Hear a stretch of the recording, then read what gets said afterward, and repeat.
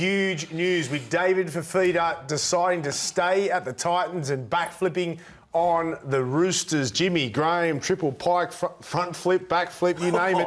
He did it. Could you believe it? And what are your thoughts on it? No, I couldn't believe it, Braith. I think like a lot of people at home woke up, a group WhatsApp message, a notification pops up. You look at the image and you go, that's been photoshopped.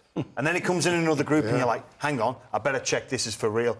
And wow, it actually happened, like all happened overnight, which again adds to the mystery around this nighttime backflip and Roosters pulling the offer. I'm really looking forward to getting into the nuts and bolts of it and finding out exactly what has gone on. Let's find out. We're all confused. Let's find out.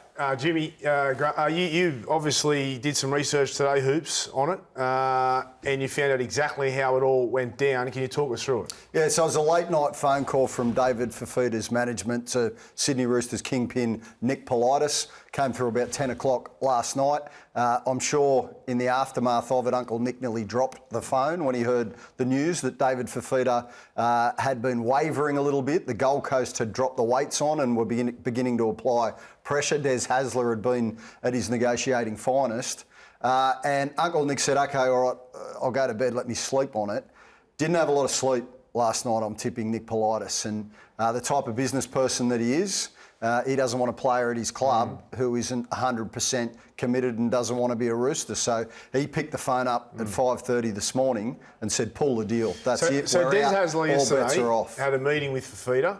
He's tried to save it, right, which he's had success with. Fifita's manager has then called last night Nick Politis and said that he's having reservations about it.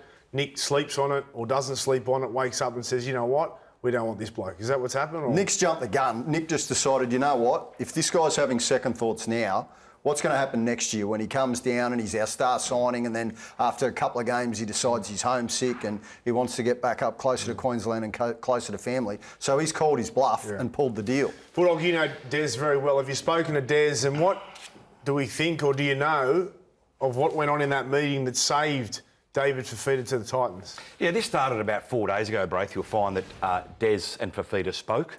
It grew legs from there. They went to an off-site cafe. Des then brought Steve Mitchell in, the CEO of the Titans, and it rolled on from there until where you've just taken us to there, Jimmy. Remember though, Braith, last week, Des was very coy in that press conference. Remember, he fronted the cameras and he was very cordial toward David Fifita. We wish him all the best. He's not leaving a sinking ship. He's been a great player for us. Looking back now, Des hadn't given up hope. He was still convinced he could keep him. And you know Des better than anyone, Jimmy. You know how persuasive he can be. Yeah, I sure do. But I think in terms of that press conference, he's always going to paint the picture of there's nothing to see here, that the Titans are going in the right direction.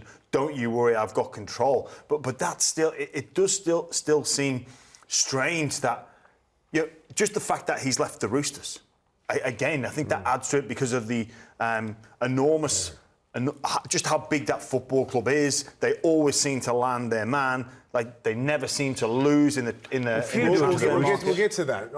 Let's delve a little deeper here though with David Fifita. So David's rang Nick up and said, "I'm coming to the Roosters," and then he's backflipped. What are our thoughts on that though? We've kind of skipped over that here. I find it highly disrespectful that last week David Fifita picks up the phone and starts speaking in Greek with Nick Politis. He's ingratiating himself. He's virtually playing footsies under the table with him, right? Then he goes and has 45 minutes on the phone with Robbo about how we would utilise you. Yes, you'd be playing on the left edge. You'd be paired with this half. And they go over a variety of other positions and how everything would piece together in terms of the Roosters' attacking and defensive puzzle.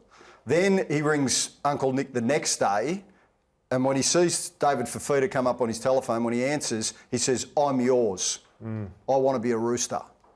Now here we are 5 days later and we've got the pirouette, the backflip, the triple pike and everything else. I mean, it's no way, I don't think it's any way to conduct yourself as a elite football player with one of the most respected figures in the game. He's got history though, Dave, with his deal last, when he went to the Titans from the Broncos. That went on forever, didn't it? And that was a bit of toing and froing as well. Do you remember? Is that the case? There was drama back then as well. I mean, no one treats the Roosters nor Nick Politis with such disdain.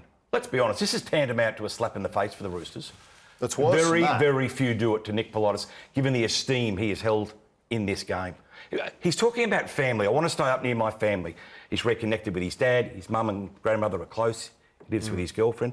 But at the same time, he agreed to go last week and his family still lived on the Gold Coast. So it's very confusing. But hang on, not only did he agree to come to the Sydney Roosters last week, he decided he was going to leave the Titans to come down and play in Sydney. He said no to the Dragons because he wants to go and win a premiership. That's why it was only a 2-horse race between the Penrith Panthers and the Sydney Roosters. Most of us had hedged our bets and put probably 60-40%. He would choose the Panthers over the Roosters. He's gone with the Roosters. And again, it just seems strange. Like, what new information has been presented to David Fifita to have him change his mind? Because he would have known he would have leaving family. When you make that call to your parents or your loved ones, your friends, I've done that from England. I've made the call. I'm leaving this country. I'm leaving this area to move.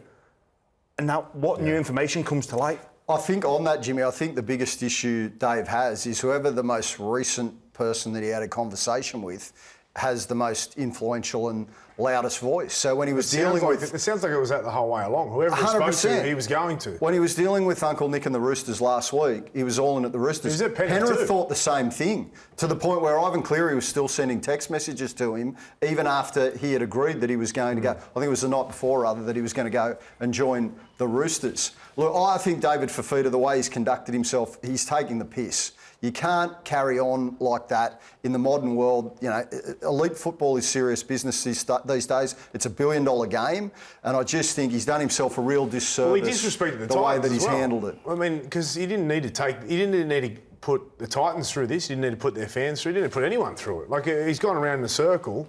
And as Gordy sat here and said, they've done a lot for him up there. They've paid him a lot of money.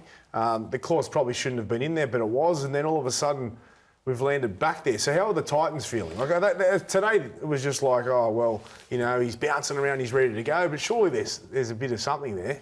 I was told also, Hoops, and you may back me up here, that his management team wanted to send him to the Roosters. They'd made a deal. They wanted to honour that commitment to Nick Politis because Nick is held so highly. But David went against that and basically said, no, I'm now staying. Yeah, you're spot on, Bulldog. Like, he started to waver, and then that's how we've landed where we've landed. But I'm still... Is it that big a loss for the Roosters? When you peel it back... I don't think it is. Is it that big a loss? We're making a lot of it because it's an enormous story. Yeah. But when you peel it back, It's just is more it the that way big a it's loss, gone. Braith? To me, it's more the way it's gone down. I don't. The Roosters will power on. They've still got a lot of money on their cap. They can re-sign Crichton now and probably refocus. And But it has had ramifications for them in terms of how much this has publicly upset Angus Crichton. Like, he's come out and said, well, hang on, I'm not going to play second fiddle to anyone. Had the Roosters not pursued this contract, this player, I don't think Crichton's in that boat. It's obviously Tupanua. Tupanua has been told. So clubs. now they're in. You know, they've got to manage those relationships back to get them on side, and you know, they wouldn't want to be in that situation. all right, Titan CEO Steve Mitchell is celebrating the decision, despite Fifita telling the club he was leaving less than a week ago. He's had an opportunity to obviously think through what his career looks like over the coming years. Good conversations internally, and then had a chat with him late yesterday afternoon. And we're delighted to say that Dave Fifita's decided to take up the option with us in the 25 and 26. Why did you let him take up the option with the slide? It was basically sitting there. It was an opportunity for him to actually stay with us, so there was an opportunity there for him to take it up. Could have renegotiated any deal, though, and then go down that road. No, we didn't want to change the construct. We want to get about it, get back to work. Great story to tell. Why isn't he here talking to us as well? Well, player's day off today, and it's a significant decision in his mind, in his own personal life. So there's none of the play groups here today. It's a day out. We'll hear from Dave. Would it come to you that he roughly happens today? Oh, I think I just said it, Matty. The play group's not here today, so you will hear from Dave. You'll hear from him in the coming week. Is this the end of his player options and the players dictating what happens at the club? Yeah, it's a distraction, and it's something that we, from a best practice point of view, you want to move out of this. That's fair enough. It was a day off for the players, so David Fifita didn't have to front the media, and that, as I said, that's fair enough. It was a day off, but it wasn't. I mean, he's acting like it was all sunshine and rainbows up there, Steve, and I'm not so sure it would be. Although you got to say it is a big signing and it's great news for them, Hoops. But I don't think it's all as rosy as what he made out. No, but I think the positive for the game and certainly for the Gold Coast is this is a win for the little guy. This is a win for the battling clubs who so often get cherry-picked and run over the top of by the likes of the Roosters, Penrith, the power organisations. As much as it's a hard card to swallow for the Sydney Roosters, and I think David Fifita was taking the piss the way that he conducted business with them, and also Penrith to now remain at the Gold Coast. I do think it's a win for the struggling clubs in that in a salary cap era, it isn't always dominated by the superpowers. Yeah. Do you think the same, Jimmy? Yeah, no doubt it is. No doubt it is. It does give those clubs a little bit of hope that they won't be dominated. But again, the set of circumstances that have unfolded, it's been a long time since we've seen a backflip. Yes, they used to happen. The NRL came in and brought in that 10-day cooling off period. But we haven't seen a signing like this backflip in a very long time. Probably Daly Cherry Evans is the biggest in recent memory. It would be the biggest since then, Jimmy. But just on the backflip, Bulldog mentioned the fact that Des Hasler had busily gone away and taken Dave to cafes and started to have some quiet chats about remaining on the Gold Coast. Now, you've had a bit of personal experience here because memory serves me correctly, when you're at Canterbury, Des convinced you to stay, but then I think you ended up going. Yes. I was part of a conversation that I was going to be staying. My position was safe, and then that turned out I didn't. So would you have any warning for David Fifita in this situation? Or? That's a tough question because I've got to be very careful what I say. But yes, it was put to me that nothing to see here, everything's okay. The Bulldogs at the time had signed Aaron Woods for season 2018. I was captain and told I was going to stay, and we were going to make this work with you and Woods and Tolman and Clemmer and Eastwood and Cassiano, and I believed him, and it didn't pan out that way. Okay. So it's a concern with David Fifita then, is it? Is that what we're saying here? Well, is that what we're getting to here? Well, it happened. So, yeah, but I mean, at the end of the day, David had his opportunity, so he can't blame anyone but himself if that happens, right? I mean, it's a bit of a different situation in terms of that he had opportunities to go to two of the most powerful clubs in the game for big money.